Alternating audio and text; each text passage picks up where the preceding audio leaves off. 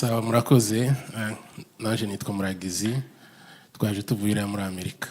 kubera umwanya reka nje mvuge gutya ndavuga cyane ku ruhande rw'abavyeyi ko muranyumva ndavuga ku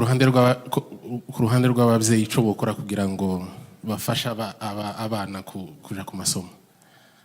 Naje navuye muri Afrika nyine narize segonderi mu Rwanda niyo narangirije tuca muri Kenya hanyuma tungira muri Amerika mu 2010.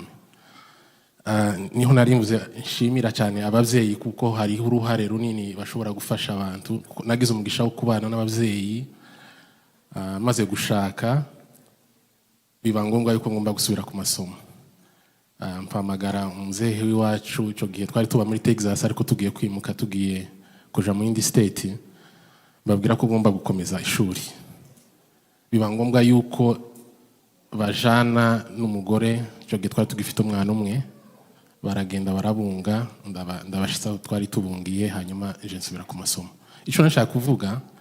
hariho abantu benshi baza bitwaza bakavuga ngo mfite urugo sinotunga urugo kandi sinoja ku masomo. Birashoboka abavyeyi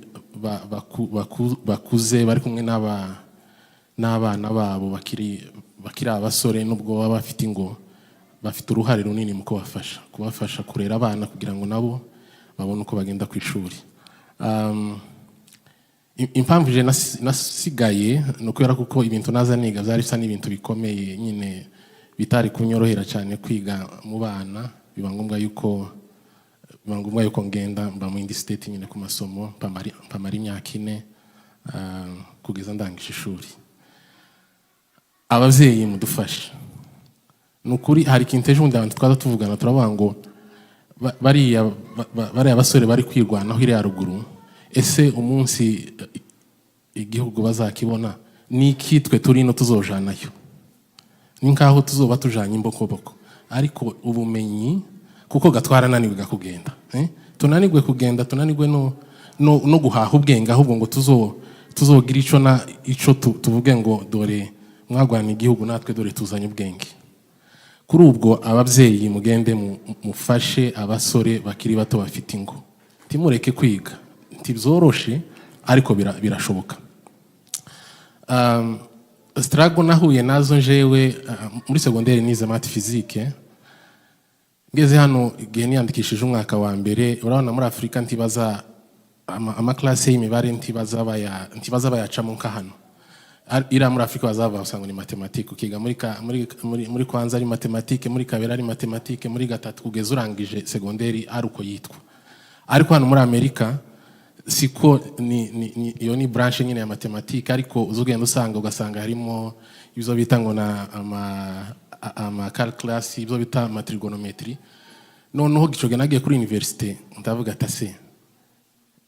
noneho ko ndafata iyi urumva ico gihe twaje twebwe kera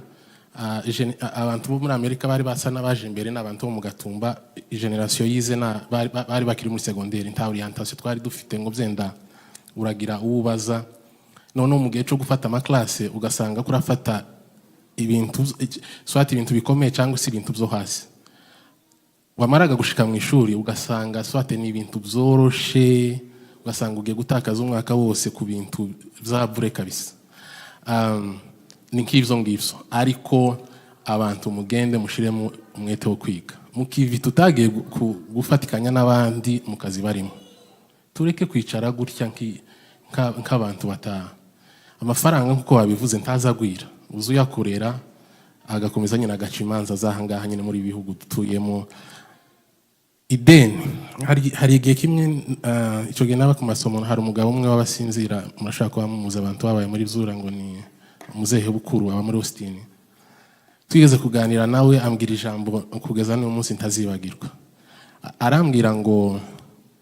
kera ibo nyine bagituye nyine mu gihugu abantu bakazaja kwiga za Rubumbashi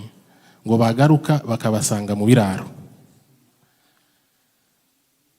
ariko baje kumenya akamaro k'amasomo igihe igihugu casambutse bara bamwe baje Burundi abandi baje Rwanda bantu babanaga mu biraro bafite amasomo umunsi bashitse Rwanda cyangwa i Burundi ubuzima bwabo bwarahindutse. Hari igihe abantu hano bazavuga ngo asengo nija ku masomo ngo baza barangiza amasomo bakaza tugasubira kandi tukaja muri ka kazi kamwe nta kibazo tibiteye isoni kuja ntiwiha akazi ico ushoboye nico ukoze nico kwiga naha akazi siwe ukiha kazoza cyangwa gatinze cyangwa gatebutse tureke ibintu byo kuvuga ngo bazaja ku masomo ira muri Amerika cyane cyane iyo excuse ni ikunda kubaho ngo bazaja ku masomo ngo bakarangiza ngo bakagaruka tugakorana umuntu wize